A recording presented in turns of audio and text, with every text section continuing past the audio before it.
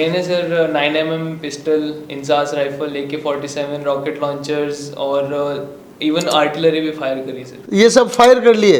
मैं तो देखने की पूछ रहा था, आपने फायर भी कर डाले। कभी कभी मेरे दिल में ख्याल आता है। केवल 75 परसेंटाइल जेई मेन 2023 में उनके पास डिफेंस ऑफिसर लेफ्टिनेंट बनने का सुनहरा अवसर है। तो सबसे पहले तो आप ये बताएं टीएस क्या होता है और इसमें एंट्री किस तरीके से होती है, क्या क्वालिफिकेशन चाहिए? पर्टिकुलरली आर्मी में टेक्निकल लाइन में जो कि डायरेक्ट कॉल लेटर आता है एसएसबी का, और वो डायरेक्ट इंटरव्यू देके रिकमेंड होके ट्रेनिंग में जा सकता है विदाउट एनी रिटन एग्जाम। जी जी। 2.5 ईयर के बाद में यहाँ पे लगेंगे सितारे? बिल्कुल सर जी, उस टाइम पे सितारे लगेंगे। तो थोड़ा सा आप ये बताएं कि ट्रेनिंग के दौरान लाइफस्टाइल क्या रहती है और अगले क्वेश्चन में ट्रेनिंग के बाद की लाइफस्टाइल। बिल्कुल सर, जो एक इंडियन आर्मी का ऑफिसर है उसको मतलब एक बीटेक की डिग्री दी जाती है टेक्निकल। मैं दर्शकों का ध्यान आकर्षित करना चाहूँगा कि टीएस पास आउट बच्चा ट्रेनिंग से पास आउट होता है तो उसको इंजीनियर बीटेक की डिग्री दी जाती है। इन इन्फेंट्री का ये रहता है कि सर जैसे आपको काफ़ी अच्छा प्रमोशन मिलता है, इवन आप कर्नल, ब्रिगेडियर, मेजर जनरल तक आप इजीली चले जाते हैं। और अब शॉर्ट में आप बताएं, टीएस में बच्चे ने परसेंटाइल क्लियर कर ली, कॉल लेटर आ गया, अब वो एसएसबी के लिए जाएगा।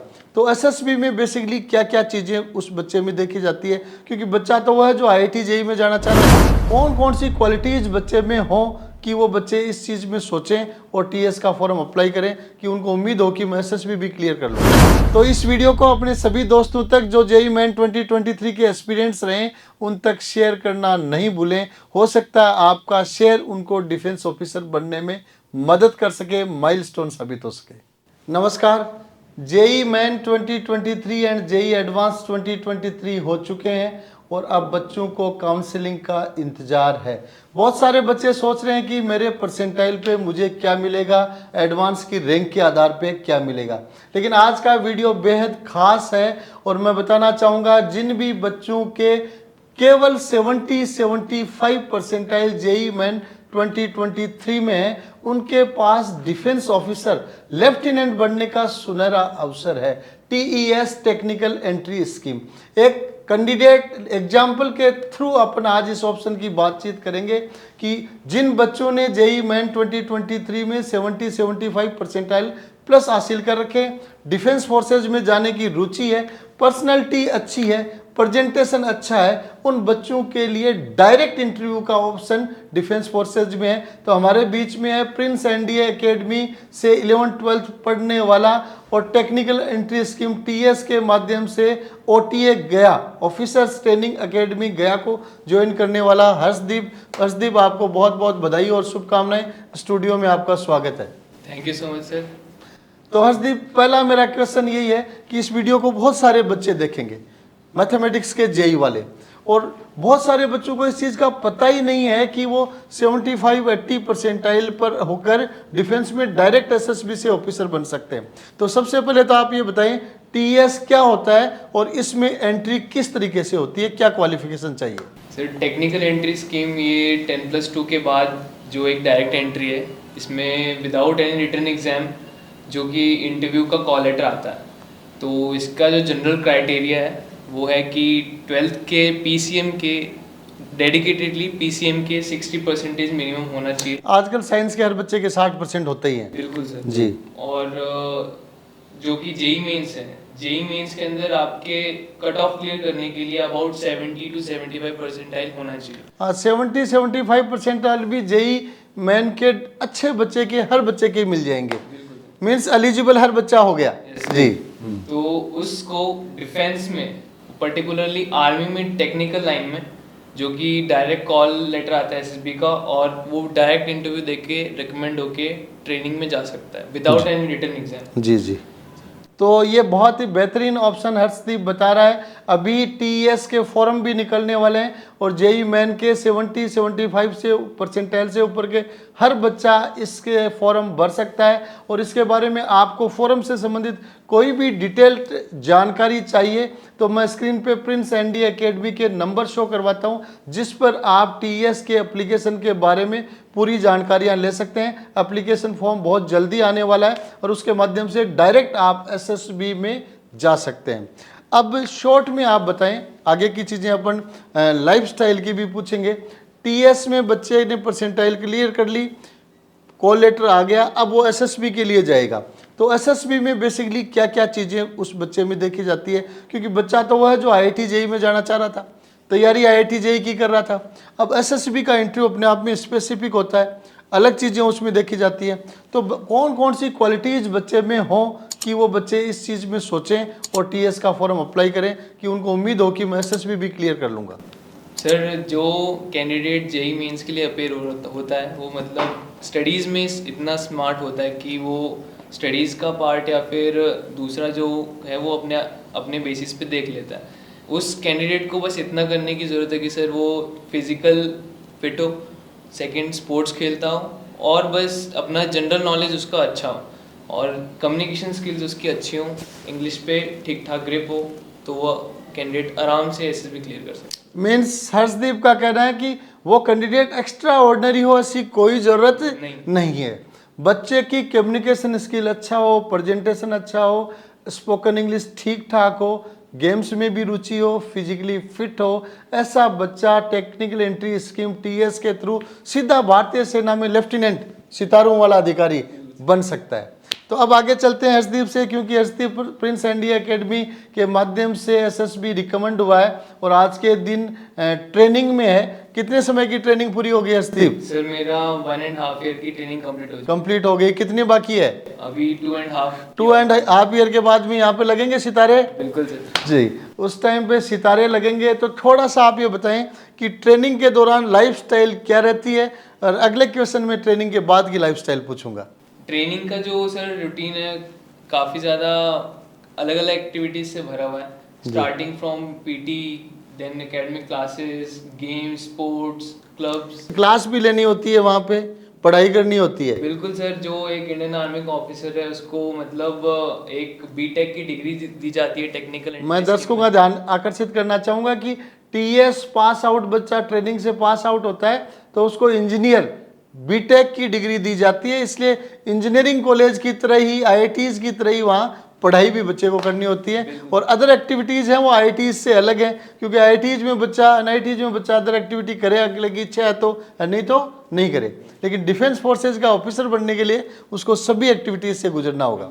तो क्या क्या एक्टिविटीज़ रहती हैं? पीटी हो गई, क्लासेज हो गई, वेपन ट्रेनिंग हो गई जी। और कौन सा उठाते हो? AK-47 उठाते हो? बिल्कुल सर, ट्रेनिंग में AK-47 से लेके रॉकेट लॉन्चर तक जी जी। कुछ हथियारों के नाम बताएं, क्रेज रहता है हथियारों का। हथियार सर, जैसे जिनको आपने अब तक देख लिया है। मैंने sir 9mm pistol, INSAS rifle, AK-47, rocket launchers और इवन आर्टिलरी भी फायर करी सर। ये सब फायर कर लिए? मैं तो देखने की पूछ रहा था, आपने फायर भी कर डाले, बहुत अच्छा। और एक्सपीरियंसेस बताएं सर। सेकंड थिंग है कि इतनी ज़्यादा एक्स्ट्रा करिकुलर एक्टिविटीज़ हैं, photography club, robotics, golf, horse riding, selling, swimming, मतलब वो आपको इतना ज़्यादा फिजिकली फिट और आपको आगे अपॉर्चुनिटीज़ मिलती हैं नेशनल लेवल तक जाने की भी। तो वो सब आर्मी आपको प्रोवाइड करती है। और स्टडीज़ भी आपको मतलब फ्री होती है, no there is any kind of cost of study, free होती है। गवर्नमेंट आपको डिग्री देगी, उसकी डिग्री देगी, फ्री पढ़ाएगी। और जैसा हमारे ब्रिगेडियर साहब बताते रहते हैं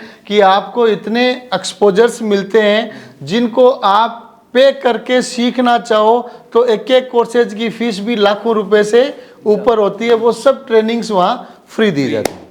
बहुत अच्छा। तो हम उम्मीद करते हैं हर्षदीप आप जल्दी ऑफिसर के रूप में, सितारों के रूप में फिर से हमारे बीच में आएंगे। तो अब थोड़ा सा आगे का और बता दें कि आप जैसे वहाँ से टीएस से बीटेक की डिग्री कर लेते हैं, उसके बाद क्या कैरियर रहता है, क्या वर्किंग कल्चर रहती है?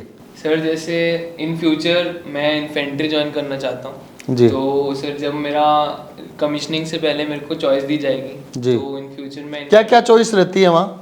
चॉइस सर, मेरे को आप इंडियन आर्मी की कोई भी आर्म में जा सकते हैं जो आपका शौक है जी। जैसे मेरा शौक है कि मेरे को ऑन ग्राउंड कॉम्बैट में ज़्यादा इंटरेस्ट है, फील्ड में रुचि है आपकी। जी जी। तो मैं इन्फेंट्री जाना चाहता हूँ। और ऐसे आपको आर्मर्ड जो टैंक से रिलेटेड होता है, आर्टिलरी जो बड़ी बड़ी गन्स फायर होती हैं जी, और आर्मी एविएशन और दूसरी आर्मी सर्विसेज और आर्मी ऑर्डिनेंस भी होते हैं।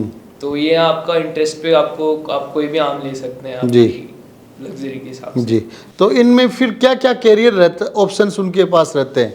सर सभी का ग्रोसली बताते जाएं आप ओवरऑल। इन्फेंट्री का ये रहता है कि सर जैसे आपको काफ़ी अच्छा प्रमोशन मिलता है। इवन आप कर्नल, ब्रिगेडियर, मेजर जनरल तक आप इजीली चले जाते हैं। जी और जी, कर्नल तो लगभग सभी लोग बनते ही हैं मेरे हिसाब से, एसएसबी वाले कैंडिडेट्स। बिल्कुल सर, कर्नल तक आप चले जाते हैं। वो आपका बाद में पर्सनल ओन डिसीजन होता है कि आपको कब तक सर्विस करना है। हाँ जी। तो और ऐसे ही दूसरी आर्म्स के अंदर भी सेम रेजिमेंटेशन होता है कि आप इन फ्यूचर आपके ऊपर रहता है। इंडियन आर्मी एक बहुत अच्छा एक्सपोजर देती है। इवन जो टेक्निकल आर्म्स हैं, आपको अगर आप आईआईटी में नहीं जा पाए तो जैसे मैं कोर ऑफ सिग्नल्स में से हूँ, तो मेरे को इन फ्यूचर ऑप्शन दिया जाएगा जो एक यंग ऑफिसर कोर्स होता है कि आप आईआईटी से एमटेक कर सकते हैं। एमटेक भी कर सकते हैं।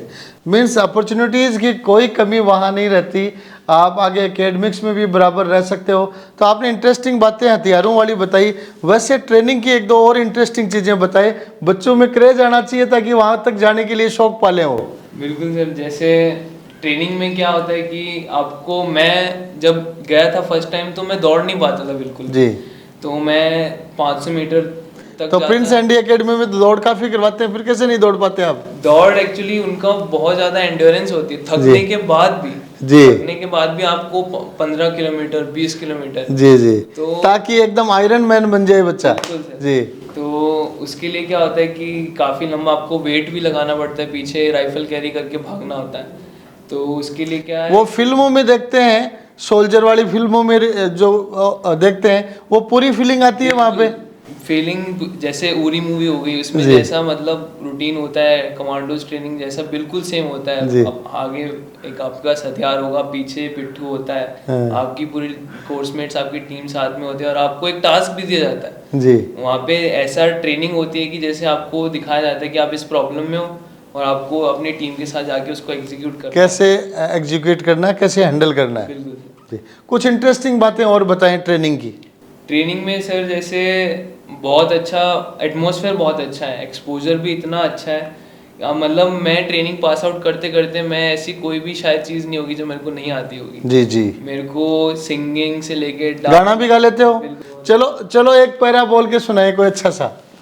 कभी कभी मेरे दिल में ख्याल आता है कि जैसे तुझको बनाया गया है मेरे लिए, कि जैसे तुझको बनाया गया है मेरे लिए। बहुत बढ़िया, बहुत बढ़िया।